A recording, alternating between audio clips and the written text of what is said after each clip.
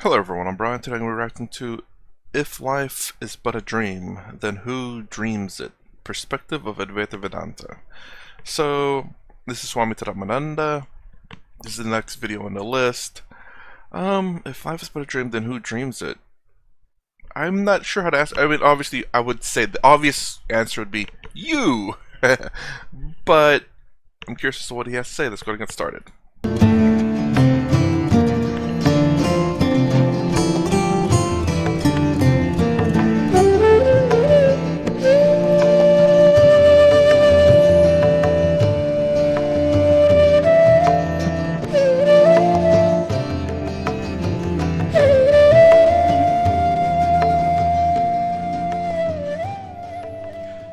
The children's song that ends with "Life is but a dream" seems to accurately represent the ideas of many great philosophers, both from the East and West. Philosophers who concluded that the world in which we live is not as real as it seems to be. They declare that the world is like a dream. Their ideas can be traced back to Plato of ancient Greece and the enlightened rishis of ancient India. Later, this idea became highly refined in the philosophy of idealism, taught by Berkeley and Hegel, and in the works of famous Vedantic and Buddhist scholars like Shankara and Nagarjuna. But it would be naive to assume that those great thinkers actually thought that the world was just an imaginary realm produced in someone's dream. Their teachings were much more subtle than that. Instead of saying the world is just a dream, they said the world is not absolutely real, and it resembles a dream in some fundamental ways. For this reason, they often use dreams as a metaphor to show us that everything we experience is not as real as we think it is.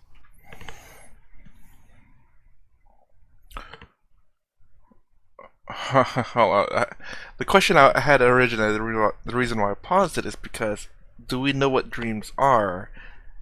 I mean, if the world is not even, not quite real, then if we're not sure of something that we objectively see as true, dreams are subjective. Don't get me wrong, there are certain aspects in the world that is very much subjective as well, but you can objectively see that the world is real, whereas dreams are subjective. No one else can see them. And it seems like they don't ever say it's like a dream because you don't think it's a dream. If I'm understanding it correctly, it's not a dream, but it's like a dream. They're unsure. We're unsure about what we're experiencing when we're awake, but yet somehow we are sure that it's not a dream. That's it's kind of strange. It's like dreams are kind of unsure, but reality is, relatively speaking, between the two, because no one else experienced dreams. No one else experiences your very specific dream. I can't go to sleep and you go to sleep and all of a sudden I jump into your dream. But in reality, I can show this and that's a pen. You can see it's a pen, well, for those who can see. We can objectively look at this and say this is a pen. We know this. It's really interesting though. It's like, why are we unsure of reality, and but yet so sure of what a dream is? As in, we know it's not reality. I'm saying this now, but I hope you understand. I guess it goes back to that story between the person who goes into a dream and then wakes up in a village, I believe it was, looking around, and all of a sudden, whenever he wakes up, he's in the battlefield. I believe that's the story. And he asks, like, which one is real? Is it me in the city or me in the battlefield? What's the difference? I think that's kind of the example I'm kind of given slightly. It's like, anyways, let's continue. Use of the dream metaphor is particularly striking in the teachings of Advaita Vedanta. In these teachings, the one supreme God, known as Ishvara, is described as having many forms that include Brahma, creator of the universe, Vishnu, sustainer of the universe, and Shiva, unto whom the universe returns at the end of time. Just like these three forms of Ishvara are responsible for the creation, sustenance, and destruction of the universe, in a similar way, for the world you create in your dreams, you are responsible for its creation, sustenance, and destruction. You are Brahma, Vishnu, and Shiva for that dream world. That's an interesting And way. just like the universe returns or merges into Ishvara at the end of time, so too your dream world, along with everyone and everything in it, merges into you when you wake up. That's an amazing metaphor, and yet there's much more to it. For instance, the world of your dreams exists inside you. You surround it. You envelop it. In the same way, the universe exists within Ishvara, according to the teachings of Advaita Vedanta. I will say I like that example that we are the creator, the sustenance, and the destruction of our dream universe. It just made me imagine, like, could you imagine just in your dream, every time you have a dream, which I think people say we have about two every night, we just don't remember it, that universes are created and destroyed. Two universes per person every night. A universe is created and sustained and then destroyed. Man. But that's a very interesting way of looking at it. That we are the creator, sustainer, and destruction of our dream universe.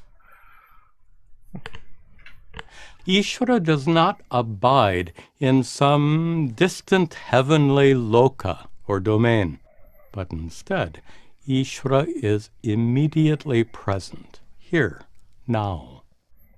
The dream metaphor can be developed even further and used to explain certain Vedantic teachings that are often hard to grasp. For example, many people find it difficult to distinguish Ishvara from the absolute reality known as Brahman. Sanskrit terminology like Saguna Brahman and Nirguna Brahman sometimes adds to this confusion instead of removing it.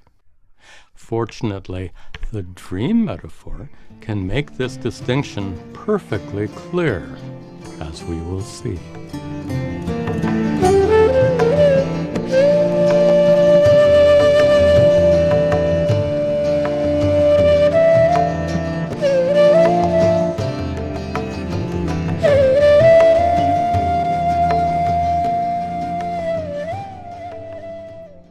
First of all, Ishvara is much, much more than the creator, sustainer, and destroyer of the universe. After all, Brahma, Vishnu, and Shiva are just 3 of 330 million forms of God which are described in Puranic scriptures. Ishvara is also responsible for the intelligent, orderly behavior of everything in the universe, from the neurons in your brain to vast spiral galaxies. Further, in the Bhagavad Gita, Ishvara is called the Karma Phala Data, the giver of the fruits or results of each and every action. Also, the Gita says that Ishvara descends to the earth in the form of avatars, divine incarnations like Rama and Krishna. I guess here's a question for those who know. Is it only Earth that he that they come down with the avatars, like Rama and Krishna, or are there other planets, or is it just Earth alone? I mean, the universe itself is so vast. I'm assuming there would be similar in other planets as well, not just Earth, where they would have avatars of their form. Let me know. I mean, obviously we don't know for sure, but in the scripture, does it say that it does this for other planets as well, or is it just ours? Because for me personally, I believe there are other life forms out there. There are just so many universes out there that we cannot be the only one. So if this only happens to Earth, that's kind of weird. But I can understand why, because obviously we only ever know of Earth. We don't know of anything else. So just to say that it has avatars in Earth alone would make sense, because that's the only planet we know where there are conscious being, you could say. I just wonder if maybe in some scripture or something that they say that um, they have avatars in planets with consciousness, conscious being, I guess you could say. Instead of saying, maybe they translate it to say, oh, it probably means, in Earth, but maybe the original scripture perhaps says in being planets with conscious beings or something like that. Each of these aspects of Ishvara can be clearly understood with the help of the dream metaphor. Consider this. Before the universe was created, Ishvara alone existed, nothing else. But then, what was the material that Ishvara used to create the universe? Something cannot come from nothing, and yet nothing else existed. The only possible answer is that Ishvara itself was the source of that material. Unlike a potter who needs clay to make a pot, Ishvara doesn't need an external source of material. The Mundaka Upanishad gives a wonderful example of a spider that creates a web from material found within its own body. The spider is both maker and material for its web, and Ishvara is both maker and material for the universe. This important teaching can be thoroughly understood through the dream metaphor. At night, when you dream, the dream world you create contains many living and non-living things, like buildings, trees, people, animals, and so on. But the buildings in the dream world are not made of wood and brick, nor are the people there made of flesh and bone. Then what are they made of?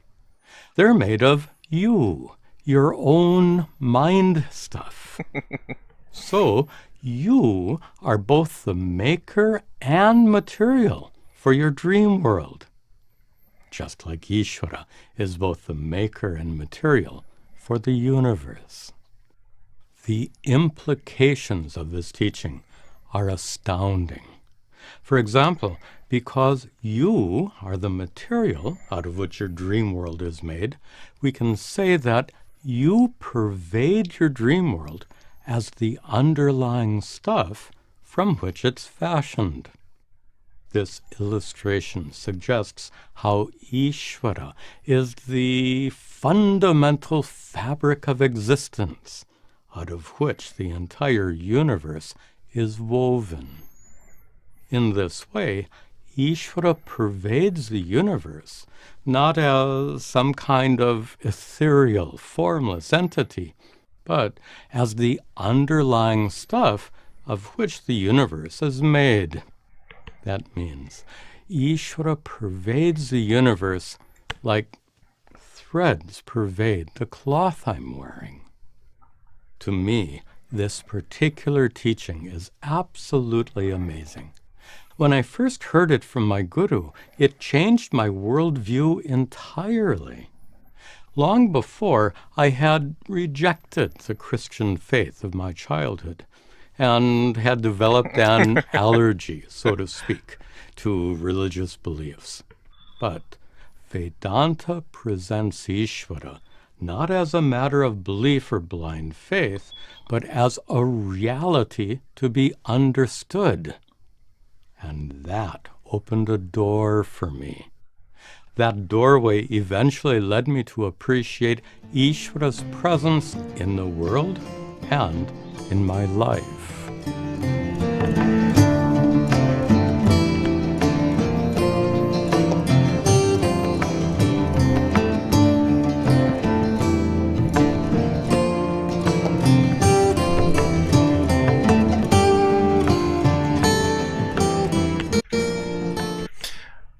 I was trying to think. I thought I had something earlier, and I did. I remember it. So this is always the issue I kind of always have. Religious say, God has always existed. God was here before the creation of the universe. God created the universe. God created everything else in here. So it's essentially almost the same story. God is for times before time was created. Say God let there be light, etc., and all of a sudden the universe is created, the Big Bang. But the problem, I guess, the question I always had was, and it's kind of like a gotcha kind. It's like, oh, okay, well, if if God was created from nothing, essentially that he was never non-existent, he always existed. Why can't the universe be that same way? Why can't the universe have always existed and was never created? Although I think the theory of the Big Bang is holding fairly true. But also at the same time, I was like, what if a religious person asked, what was before the Big Bang? And I think this was kind of asked towards Neil deGrasse Tyson. And, scientists obviously don't know. You're talking about a time before time. Time before time, time before the universe, time before matter, and all of that thing. What is before nothing? What is before everything? Nothing. Can you measure nothing? No. And Neil deGrasse Tyson's answer to that question was like, it doesn't matter, because it's kind of an impossible question to answer. And I was like, well, that's fair enough. If scientists can't answer it, then it's kind of, and I see this point. It's like, you don't know what happens before creation. It's kind of difficult, and this is a creation for everything. And I guess the same answer could be said to any kind of religious gods. Like, they can't answer that question, so it's fair enough that even scientists with Earth and material, what is before all this expansion, what's before the Big Bang, don't know. Western philosophers often describe God as having two aspects: immanent, that which is here, now, immediately present, and transcendent, that which is beyond the world, beyond our experience, beyond comprehension.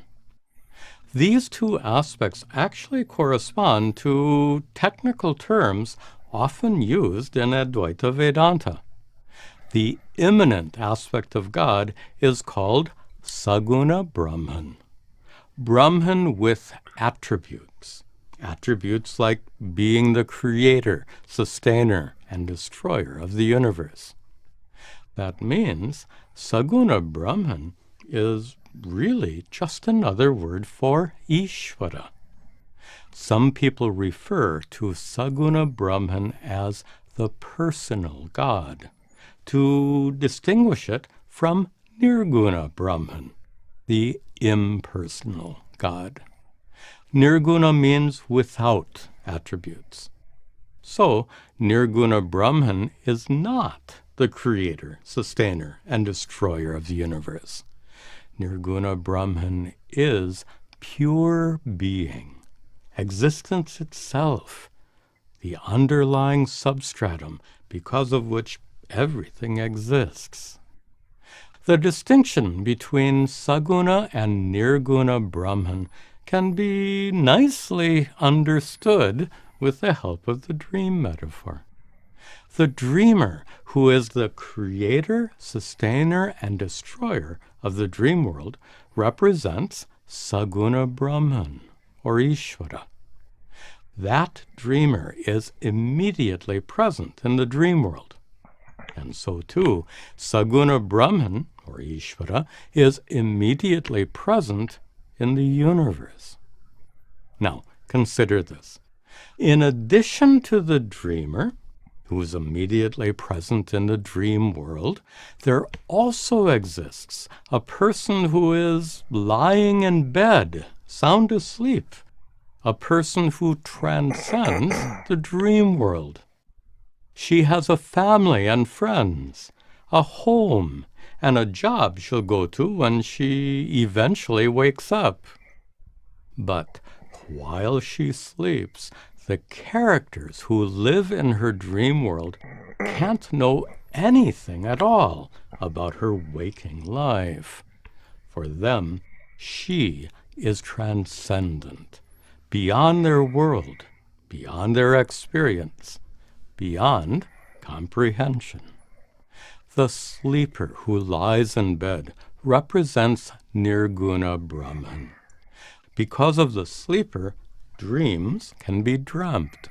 And so too, because of Nirguna Brahman, everything here exists. Nirguna Brahman is called the impersonal God because it is pure being, sheer existence, actionless and unchanging, as opposed to Saguna Brahman, the personal God who creates the universe, who endows it with order, and who gives you the results of every deed you perform. Okay, you might already know that I love to extend metaphors and use them in new ways. So imagine that the girl dreams about 3 people: a scientist, a pious girl, and a guru. Suppose the scientist performs research in high-energy physics using the most powerful particle accelerator in the entire dream world. He uses it to probe inside subatomic particles, looking for the tiniest, most fundamental bits of nature. But whatever he finds will be dream matter, not real matter. Real matter only exists in the transcendent realm of the girl's life when she's awake. The scientist has no access to that realm whatsoever. This illustration shows that as science probes deeper and deeper, it will forever be limited to studying physical stuff, matter and energy. Science can never transcend the realm of matter and energy to explore a transcendent realm, the realm of Brahman, pure existence. Like the waking world is beyond the grasp of the dream scientist, so too the realm of absolute reality is beyond the grasp of science. Now, suppose the pious girl in the dream feels inspired to search for God. She wants to see God face to face. First, she goes to a church, but there she only sees a cross hanging over an altar. Then she goes to a mosque, but she only sees a niche facing Mecca, surrounded by beautiful Arabic calligraphy. Then she goes to a temple, but she only sees decorated statues made of stone. Feeling disappointed, she finally goes to a park where she prays for God to reveal himself.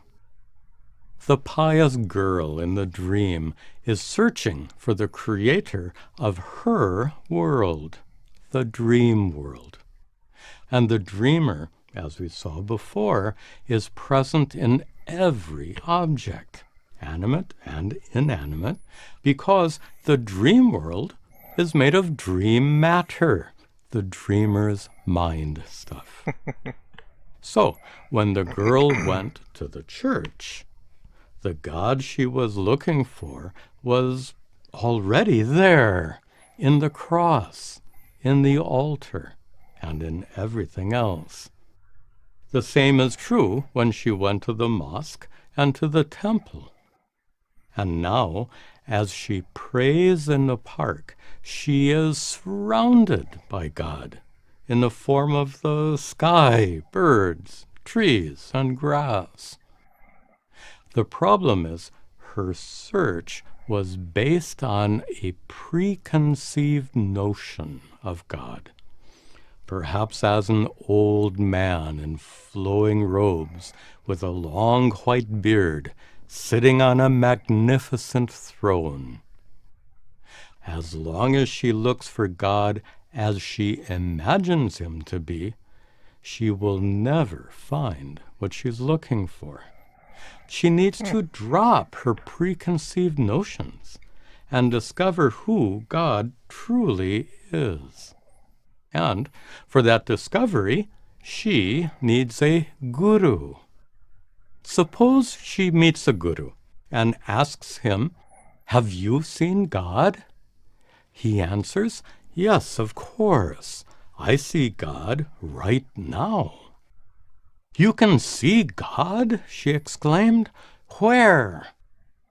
"Everywhere," he said. Then he explained how God is immanent, immediately present, manifest in the form of everything that exists. Then she asked, "What about the old man in flowing robes with the long white beard?" He answered, "Well, my dear, I'm afraid he is just a figment of your imagination. But there is indeed a divine being who transcends all this, a being who is beyond the world, beyond our experience, beyond comprehension." Of course, the guru here is referring to the sleeper, the girl lying in bed, sound asleep, the girl who represents Nirguna Brahman. Very well put there. But this kind of goes back to a coworker of mine who, I asked, she said she was spiritual. It's like, okay, it's like, where's God then? I asked her where's, her God. She says he's everywhere. And I said this story a few times, but I never understood what she meant by that. What do you mean by everywhere? Well, I kind of get it at the same time, but it just still didn't quite make sense. Obviously, she didn't know how to explain it. That's what she believed. But she couldn't explain it or define it in any way. She just believed that God's everywhere. This pretty much just exactly said the same thing, but explained it.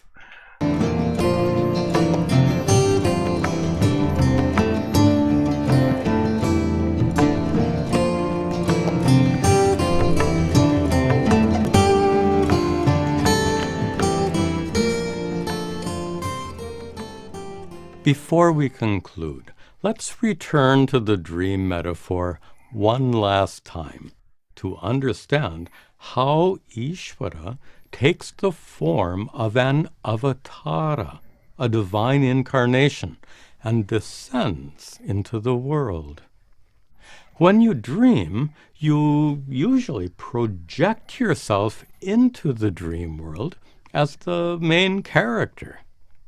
But during the dream, you don't know that you're dreaming. That's why it seems so real. Yet, It's possible to have a lucid dream, a dream in which you're fully aware that it's just a dream. Now, suppose the girl has a lucid dream one night.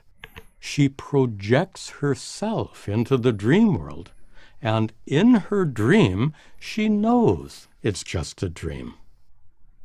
What would happen if she were to reveal to the other dream characters who she truly is?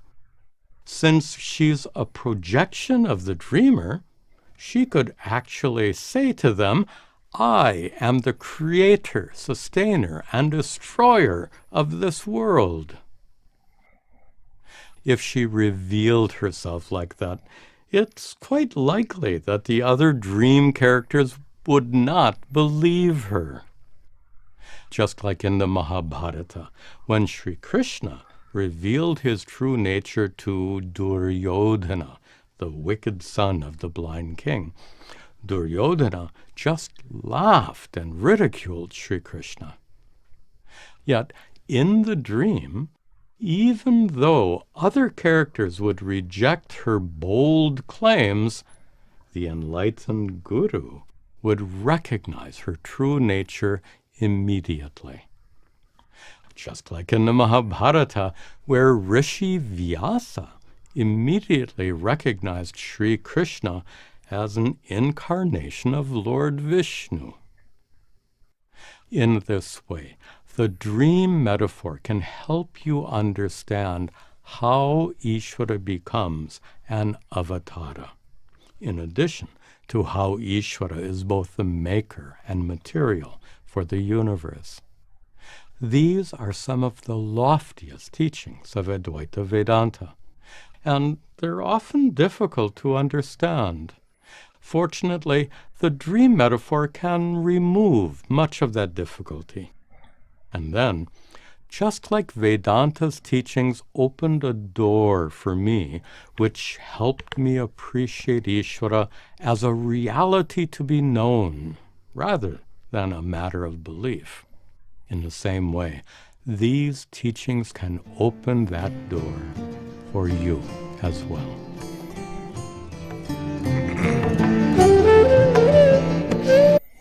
I will say, I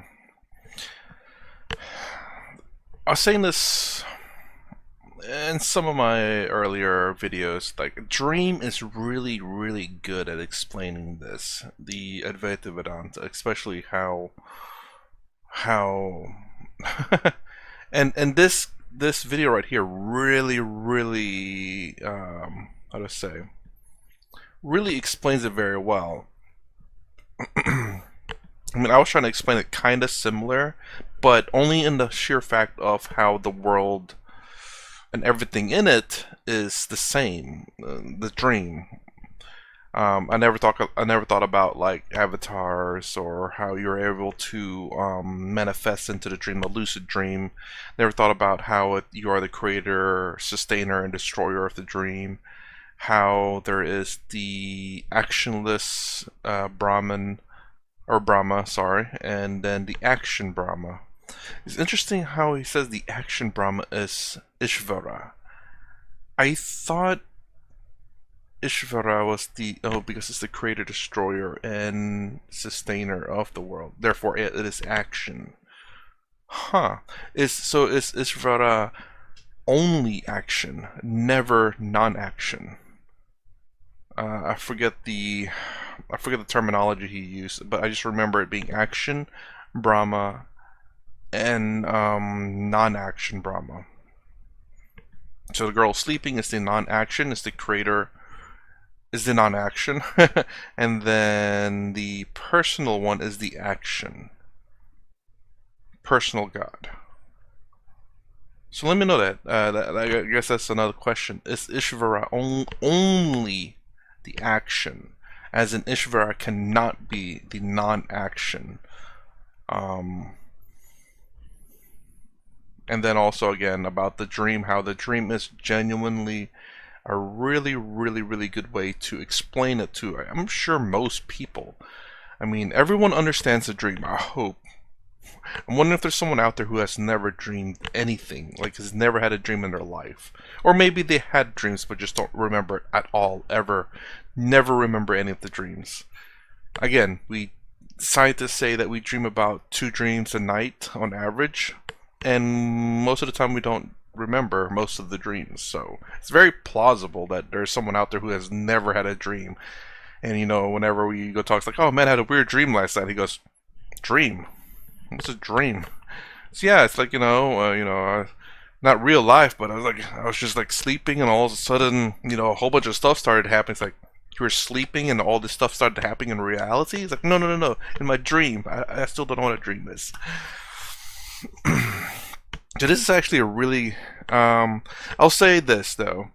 This does a great job at explaining the dream, but I think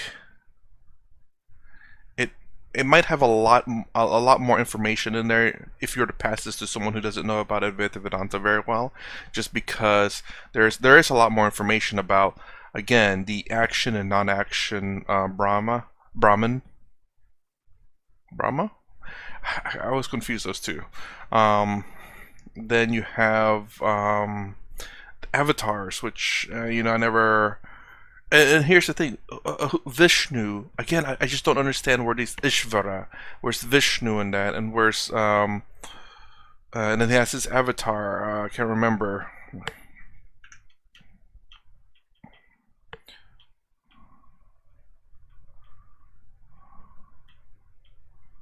Ishvara becomes an avatar.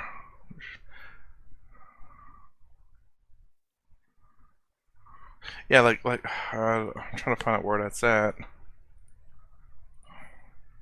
Here it goes. Sri Krishna is an incarnation of Lord Vishnu, right there. Like, was there another one too? Or immediately we're going to Sri Krishna incarnation of Vishnu. So where is Ishvara Vishnu and like what is I don't understand this part. Like, is there the hierarchy of gods?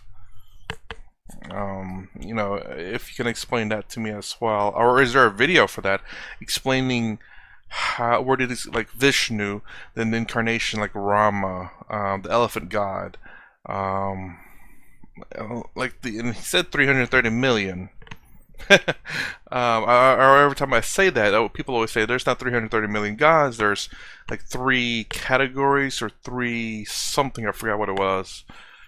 But anyways, if there's a video explaining like either the hierarchy or how Lord Vishnu, Shri Krishna, Ishvara, and Brahman, Shiva, Kali, and all these like in hierarchical form, or ways to explain how these all things fit. I'm assuming Ishvara is in the very top, and then you have all these maybe avatars of avatars of avatars. That'd be great, because I'm struggling to understand that. I don't know, is it a hierarchy? Is it just all the same plane? But then you have avatars, so that avatars of something means is there here's the main dude and here's the avatar of the main dude, Let me know in the comments below. Anyways, this is my reaction to Life is But a Dream, then who dreams it? If you like my content, please consider subscribing, thumbs up, the sound down below. Thanks for watching. I'll see you in the next vid.